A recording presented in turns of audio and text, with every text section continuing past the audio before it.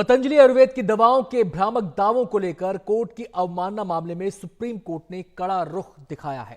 Supreme court में justice हिमा कोहली और justice Ahsanuddin Amanullah की बेंच ने कड़े शब्दों में कहा है कि विज्ञापन का आकार बड़ा करें, विज्ञापन में माफीनामा हाईलाइट करें, प्रोडक्ट्स का ऐड प्रमुखता से करें। केस की अगली सुनवाई 30 अप्रैल को होगी। योग गुरु रामदेव और पतंजलि आयुर्वेद के एमडी आचार्य बालकृष्ण कोर्ट में मौजूद रहे। इस बीच सुप्रीम कोर्ट ने केंद्र सरकार से भी कड़े लहजे में सवाल किया है। सुप्रीम कोर्ट ने केंद्र से पूछा है कि विज्ञापन परिषद ने ऐसे विज्ञापनों पर क्या किया। आपके सदस्य दवाएं लिख रहे हैं, हम बच्चों, शिशुओं, महिलाओं को देख रहे हैं। केंद्र को इस पर जागना चाहिए। केंद्र ने नियम 170 को वापस क्यों लिया? क्या ये मनमाना रंग बिरंगा अभ्यास नहीं? क्या राजस्व पर आप ज्यादा चिंतित नहीं? कुछ तो कहिए बाबा जी। हो गया।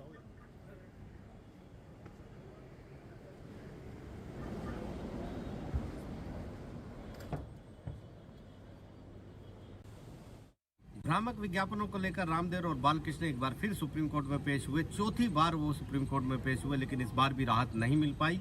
सुप्रीम कोर्ट ने रामदेव की तरफ से जो पतंजलि की तरफ से जो विज्ञापन दिए गए थे अखबारों में, उस पर नाराजगी जताई और कहा कि क्या ये उसी साइज के हैं जिस साइज पे विज्ञापन पतंजलि दिया करता है। ये भी कहा कि जो विज्ञापन है प्रमुखता से छपे होने चाहिए, बड़े साइज के होने चाहिए और माफीनामे की बात उसमें होनी चाहिए, ये सुप्रीम कोर्ट ने कहा है। और इसके बाद रामदेव और बालकृष्ण की तरफ से एक बार फिर कहा गया कि वो एक बार फिर नए सिरे से विज्ञापन जारी करेंगे और हलफनामा दाखिल करेंगे। 30 अप्रैल का दिन सुप्रीम कोर्ट ने लगाया है। एक बार फिर दोनों को अपीयर होना होगा। फिर सुप्रीम कोर्ट उन विज्ञापनों को देखकर तय करेगा कि क्या उनको माफ़ी दी जाए या ना दी जाए। सबसे अहम मामला ये था, मुकुल रोहतगी ने ये कहा कि विज्ञापन 67 पब्लिकेशंस में दिए गए हैं, 10 लाख रुपए से ज़्यादा खर्च हुए हैं, लेकिन सुप्रीम कोर्ट उससे संतुष्ट नहीं था क्योंकि विज्ञापन बहुत छोटे दिए गए थे। उससे सुप्रीम कोर्ट ने कहा कि नए सिरे से विज्ञापन दिए जाने चाहिए।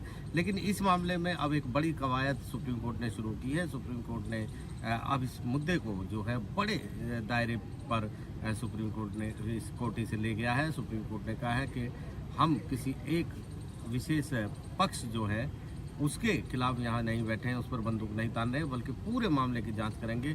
और सुप्रीम कोर्ट ने कहा कि जो बड़ी बड़ी जो कंपनियाँ, चाहे वो FCMG कंपनी हो जो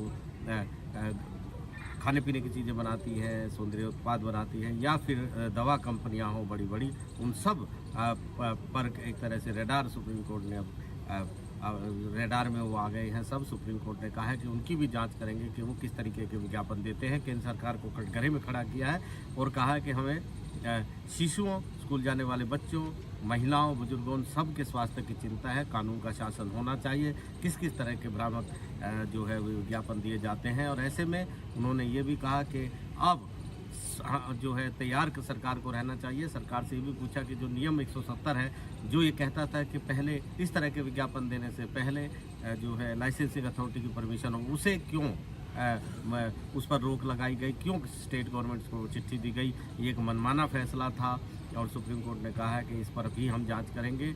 ये एक बड़ा कदम सुप्रीम कोर्ट ने उठाया है। IMA, इंडियन मेडिकल एसोसिएशन, जो रामदेव के खिलाफ यहाँ पर आई थी, उस पर भी अब सुप्रीम कोर्ट ने बड़ी उंगली उठाई है। सुप्रीम कोर्ट ने कहा है कि आप पतंजलि की तरफ एक उंगली उठा रहे हैं, लेकिन 4 उंगलियां आपकी तरफ भी उठ रही हैं। क्यों ना आपकी भी जांच की जाए? आप अपना घर दुरुस्त करिए, क्योंकि डॉक्टरों पर हमेशा इस तरह के आरोप लगाए गए कि वो जो महंगी दवा है वो प्रेस्क्राइब करते हैं, रिकमेंड करते हैं। ऐसे में उन पर भी कार्रवाई होनी चाहिए। ये एक बड़ा कदम सुप्रीम कोर्ट ने उठाया है, इस दायरे को काफ़ी बड़ा कर दिया है। यानी पतंजलि नहीं बल्कि जो और बड़ी बड़ी कंपनियाँ, चाहे वो FMCG हों या फिर दवा कंपनियां हों, डॉक्टर्स हों, उन पर सब पर अब सुप्रीम कोर्ट की नज़र रहेगी। और इस मुद्दे पर अगली सुनवाई है 7 मई को होगी, जब सरकार अपना पक्ष इस मुद्दे पर रखेगी। नई दिल्ली से आशीष भार्गव, NDTV इंडिया।